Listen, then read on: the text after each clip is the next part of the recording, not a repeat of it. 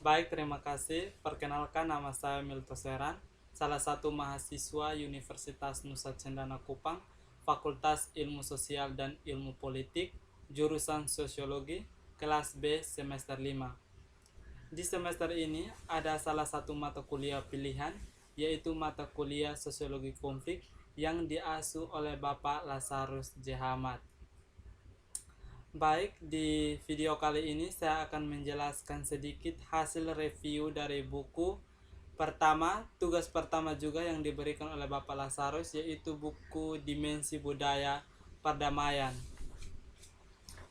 Dalam buku Dimensi Budaya Perdamaian, isinya menjelaskan tentang pergantian budaya yang muncul dalam riset perdamaian, desentralisasi, revitalisasi, dan rekonsiliasi di Indonesia, konflik dan pembangunan perdamaian di Maluku, rekonsiliasi dan kebangkitan tradisi, penemuan kembali tradisional kepemimpinan, masyarakat asli, migran, dan pengungsi, bentrokan individu dan hak asasi manusia budaya, refleksi penutup menuju sebuah antropologi perdamaian baru.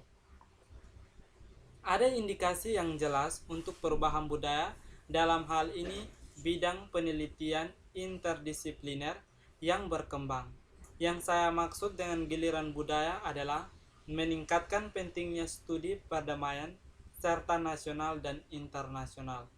Organisasi perdamaian mengaitkan dengan budaya dan lokal dalam pembangunan perdamaian dan proses rekonsiliasi. Buku ini menguraikan perubahan budaya yang muncul dalam studi perdamaian dan memberikan pemahaman informasi tentang dimensi budaya reconciliation yang penting untuk reintegrasi masyarakat yang mengalami kekerasan massal dan konflik berkepanjangan.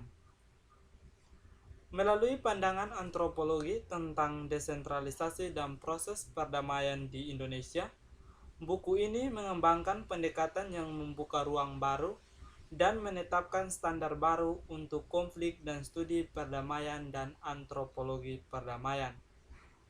Berdasarkan multisitasi dan kerja lapangan, etnografi multitemporal di Maluku atau Maluku di Indonesia Timur, penelitian ini menyoroti pentingnya budaya untuk pemulihan perdamaian berkelanjutan dalam masyarakat yang telah terkoyok oleh perang agama yang diduga.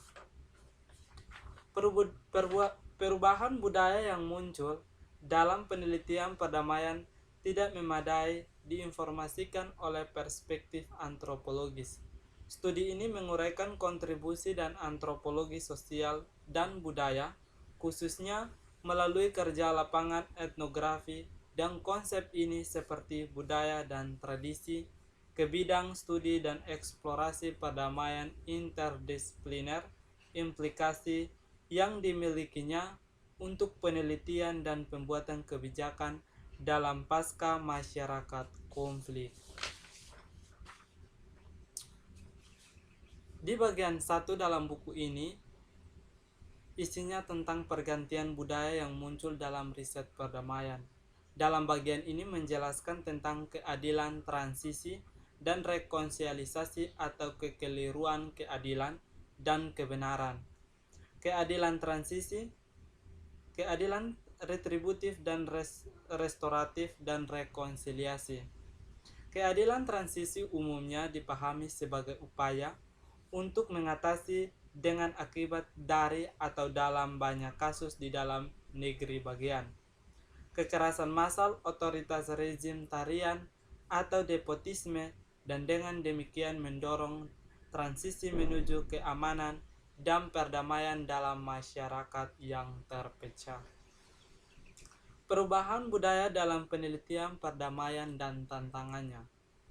Perubahan budaya dalam penelitian perdamaian dan tantangannya menjelaskan tentang kebangkitan budaya, peradilan tradisional, tantangan peradilan tradisional, pemimpin adat, dan kebangkitan tradisi.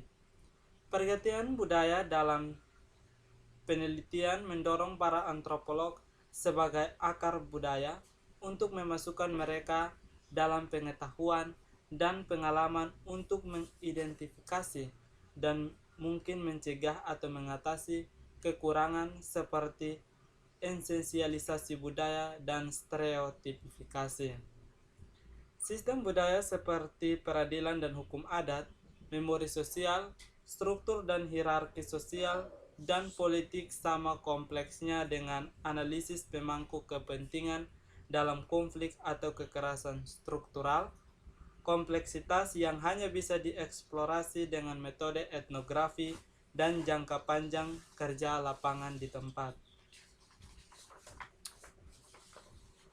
Yang berikut adalah desentralisasi, revitalisasi, dan rekonsiliasi di Indonesia. Ini menjelaskan tentang desentralisasi di Indonesia, sejarah dan perbedaan pandangan tentang adat di Indonesia, atau kodifikasi versus fleksibilitas, unifikasi versus keragaman. Karena sebagian besar perdebatan seputar desentralisasi, kebangkitan tradisi, dan mekanisme peradilan tradisional di Indonesia berkisar pada adat. Masalahnya adalah biasanya sisi ikatan dari modal sosial itulah menekan, bukan bridging one.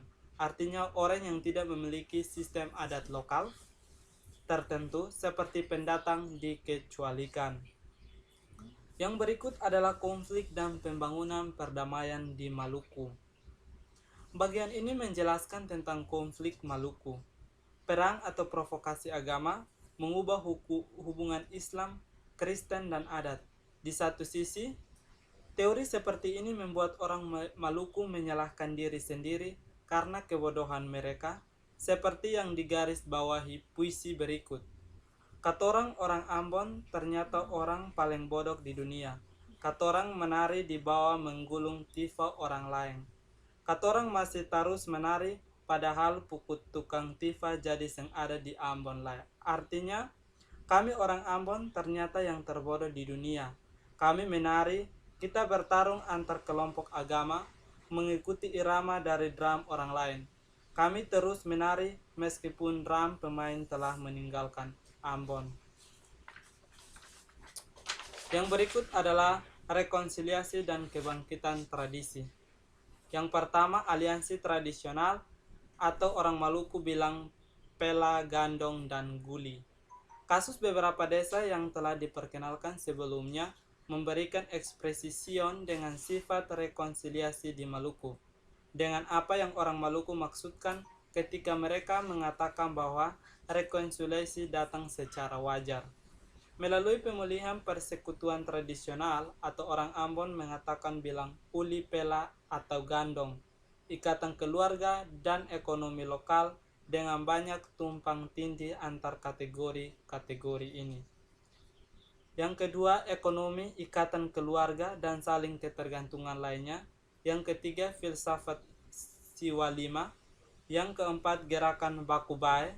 Yang kelima, pemerintah dan sarjana lokal. Keenam, adat sebagai kekuatan perdamaian. Yang berikut adalah penemuan kembali tradisional kepemimpinan. Yang pertama, retrospektif sejarah singkat. Ekskurs sejarah singkat ini menyoroti masa lalu raja yang penuh warna, yang diperlukan untuk mengambil pandangan yang lebih kritis tentang remergens, peran mereka dalam desentralisasi dan proses perdamaian dan proses MLM. Yang kedua, raja sebagai simbol perdamaian. Seperti yang sudah banyak disinggung, raja menjadi tokoh kunci dalam perdamaian dan upaya rekonsiliasi di Maluku, dan upacara pelantikan raja menjadi acara perdamaian penting. Ketiga, politik kekuasaan dan pertanyaan representasi. Keempat, Dewan Raja tingkat distrik. Kelima, resolusi konflik. Keenam, tidak menghormati raja, yaitu pada Maret 2011, protes muncul melalui pimpinan desa Maluku. Raja Mamala pernah naik angkutan umum untuk pergi ke kota Ambon, tapi tidak mendapatkannya jauh. Kendaraan itu dihentikan di desa tetangga itu lama, dan yang raja ditarik keluar, dipukuli oleh sekelompok orang, dan harus dirawat di rumah sakit. Raja Mamala yang telah diresmikan dengan kemegahan dan kejayaan sebagai Forum Raja Semaluku tahun 2008. Kini telah dipukuli seperti binatang dan dipermalukan di depan umum masyarakat Maluku. Adaptasi, inventif, dan tantangan untuk masa depan. Yang berikut dari buku ini menjelaskan tentang masyarakat asli, migran dan pengungsi atau bentrokan individu dan hak asasi manusia budaya. Yang pertama, hak asasi individu dan kolektif internasional, tingkat nasional dan lokal.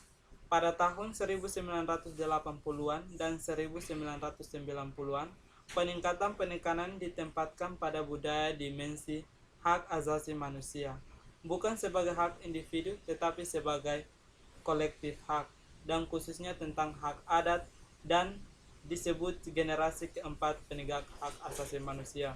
Yang kedua, menegosiasikan tradisi desa. Yang ketiga, menegosiasikan kembalinya pengungsi. Keempat, inklus dan eksklusi budaya luar. Kelima, pendatang buton dan pelaksanaan desentralisasi di Seram Barat. Yang berikut adalah tantangan berbagai kewarganegaraan. Yang terakhir adalah refleksi penutup menuju sebuah antropologi perdamaian baru.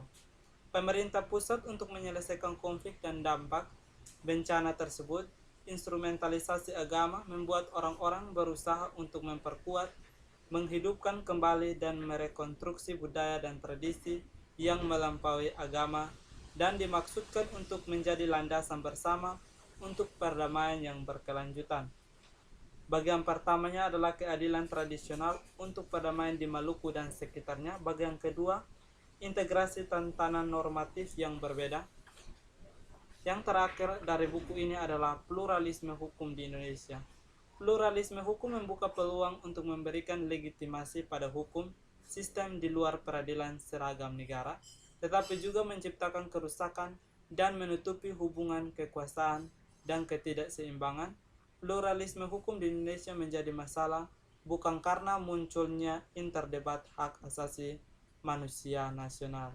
Sekian penjelasan singkat dari saya. Terima kasih.